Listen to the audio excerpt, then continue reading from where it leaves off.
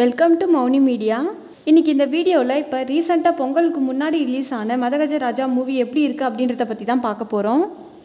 இந்த மூவியை 10 வருஷத்துக்கு முன்னாடி எடுத்திருந்தாலும் பார்க்குறதுக்கு பழைய மூவி மாதிரி தெரியாத அளவுக்கு டைரக்டர் சுந்தர்சி அவர்கள் இந்த படத்தை அவ்வளோ அழகாக டைரக்ஷன் பண்ணியிருப்பார். இந்த மூவிக்கு யார் ப்ரொடியூஸ் பண்ணுறாங்கன்னு பார்த்தீங்கன்னா Gemini film circuit and Bens media private limited அப்படின்ற கம்பெனி தான் இந்த மூவிக்கு ப்ரொடியூஸ் பண்ணுறாங்க. விஜய் ஆண்டனி அவர்கள் தான் இந்த மூவிக்கு மியூசிக் கம்போஸ் பண்ணியிருப்பார். இந்த படத்தை நம்ம பார்க்கும்போது டைம் ட்ராவல் பண்ணி 12 வருஷத்துக்கு முன்னாடி போன மாதிரி இருக்கும். ஏன் அப்படி சொல்கிறேன்னு பார்த்தீங்கன்னா இந்த படத்தில் மறைந்த ஒரு சில நடிகர்களும் நடிச்சிருப்பாங்க. யார்னா மணிவண்ணன், மனோபாலா, சிட்டிபாபு இவங்கெல்லாம் தான். இந்த படத்தில் இன்னும் சில ஆர்டிஸ்ட்டும் நடிச்சிருப்பாங்க. யார்னா அஞ்சலி, வரலட்சுமி, சரத்குமார், பிரகாஷ் ராஜ் இப்படி நிறைய பேர் நடிச்சிருப்பாங்க. இந்த படத்தில் விஷாலுக்கு 3 ஃப்ரெண்ட்ஸ் இருப்பாங்க. இவங்க 4 பேருமே சின்ன வயசுலேருந்து க்ளோஸ் ஃப்ரெண்ட்ஸாக இருந்தவங்க. விஷாலோட ஃப்ரெண்ட்ஸ் 3 பேர் யார்னு பார்த்தீங்கன்னா சந்தானம், நிதின், சத்யா, சடகோபன், ரமேஷ் இவங்க தான். விஷாலோட ஃப்ரெண்ட்ஸ் 3 பேரில் 2 பேருக்கு சோனு சூட்னால நிறைய ப்ராப்ளம்ஸ் வருது. அந்த ப்ராப்ளம்ஸ்லேருந்து நடிகர் விஷால் அவர்கள் அவரோட ஃப்ரெண்ட்ஸை எப்படி காப்பாற்றுறாங்க அப்படிங்கிறது தான் இந்த மதகஜராஜா. இப்போ இந்த மூவியோட ஸ்டோரிக்குள்ளே போயிடுவோம்.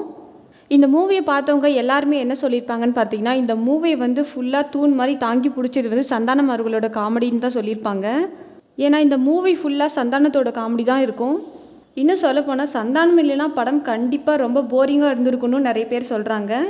இந்த படத்தில் ஒரு சில ஒர்க் அவுட் ஆகாத காமெடிஸ் இருந்தாலும் மூவி ஃபுல்லாக நம்மளை சிரிக்க வைக்கிற மாதிரி சீன்ஸ் தான் இருக்கும்.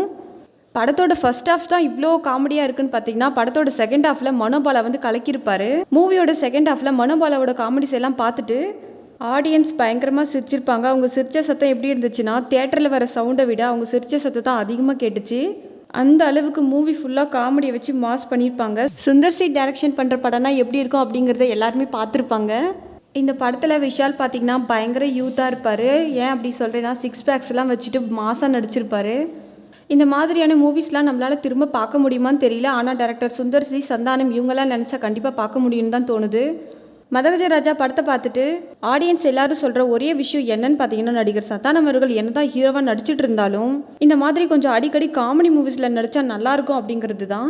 இந்த படத்தில் நிறைய சண்டை காட்சிகள் இருந்தாலும் கிராமத்து பின்னணியில் காமெடி கலந்த ஒரு நல்ல பொழுதுபோக்கு படமாக இருக்குது. இப்போ வர மூவிஸ் கூட கம்பேர் பண்ணும்போது இந்த படம் எவ்வளோ பரவாயில்லன்னு சொல்லலாம். இந்த படத்தோட இன்னொரு ப்ளஸ் பாயிண்ட் என்னன்னு பார்த்தீங்கன்னா நடிகர் சந்தானம் மட்டும் இல்லாமல் விஜய் ஆண்டனியோட மியூசிக்கும் தான். படத்தோட பேக்ரவுண்ட் மியூசிக்லாம் பயங்கரமாக பண்ணியிருப்பார். இப்போ அவர் அதிகமாக மியூசிக் காம்போஸ் பண்ணுறதில்ல. ஏன்னு பார்த்தீங்கன்னா நடிக்கிறதுல தான் பயங்கர இன்ட்ரெஸ்டடாக இருக்கார். இதை கேட்கும்போது நம்மளுக்கு என்ன தோணுன்னா நம்ம ஒரு நல்ல மியூசிக் காம்போஸரை மிஸ் பண்ணுற மாதிரி ஃபீல் ஆகும். அவரும் இந்த மாதிரி நிறைய படங்களுக்கு மியூசிக் காம்போஸ் பண்ணால் நல்லாயிருக்குன்னு தான் தோணுது.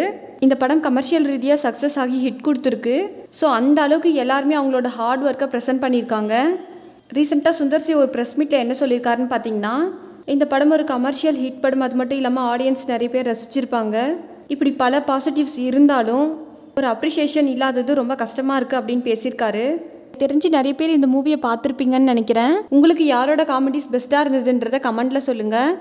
இந்த மாதிரியான அடுத்தடுத்த தகவல்களுக்கு எங்கள் மௌனி மீடியா சேனலை ஃபாலோ பண்ணுங்கள். தேங்க்யூ.